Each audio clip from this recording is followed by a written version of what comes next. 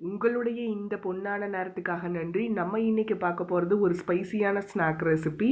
ப்ரெட்டை வச்சு செய்யக்கூடிய மசாலா பிரெட் ரெசிபி தான் பார்க்க போகிறோம். வாங்க எப்படி செய்யறதுன்னு பார்க்கலாம்.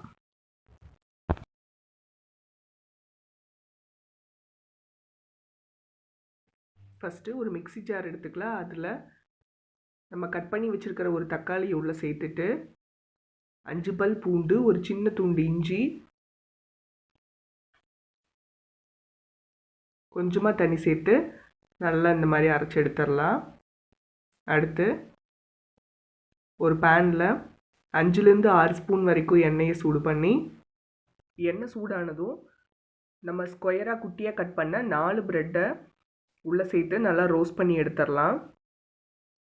இங்கே பாருங்கள், நல்லா ரோஸ்ட் ஆகிடுச்சு. இதை வேற ஒரு பவுலுக்கு மாற்றிட்டு சேம் பேனில் 3லேருந்து 4 ஸ்பூன் வரைக்கும் எண்ணெயை சூடு பண்ணிக்கலாம். எண்ணெய் சூடானதும் 1/2 ஸ்பூன் சீரகம் ஆட் பண்ணிக்கலாம். சீரகம் பொரிஞ்சதும் 4-5 பல் பூண்டு பொடி பொடியாக கட் பண்ணினது உள்ளே சேர்த்து நல்லா வதக்கிடலாம். அடுத்து 2 கொத்து கருவேப்பிலை ஒன்ஸ் கலந்துட்டு, ஒரு பெரிய சைஸ் பெரிய வெங்காயம் பொடியாக கட் பண்ணினது நல்லா வதக்கிடலாம். வெங்காயம் வதங்கினதும் நம்ம அரைச்சி வச்சுருக்கிற தக்காளி இஞ்சி பூண்டு விழுது உள்ளே சேர்த்துடலாம். அடுத்து காஷ்மீரி மிளகாய் தூள் 1 ஸ்பூன், 1/2 ஸ்பூன் கரம் மசாலா சேர்த்துடலாம்.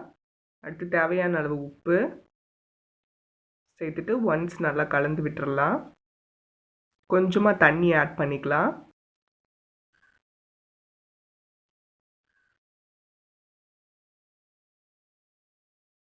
நல்லா கலந்து விட்டுட்டு இந்த மசாலாவோட பச்சை வாசனையெல்லாம் போக வரைக்கும் நல்லா கொதிக்கட்டும். நல்லா வெந்ததும் நம்ம ஸ்டவ் ஆஃப் பண்ணிடலாம். அடுத்து நம்ம ரோஸ்ட் பண்ணி வச்சுருக்கிற ப்ரெட்டை உள்ளே சேர்த்து நல்லா மிக்ஸ் பண்ணி எடுத்துடலாம்.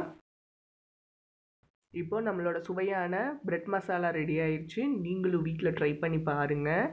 அது சுவைகளும் சங்கமிக்கட்டும் அனைவரது இல்லங்களிலும்.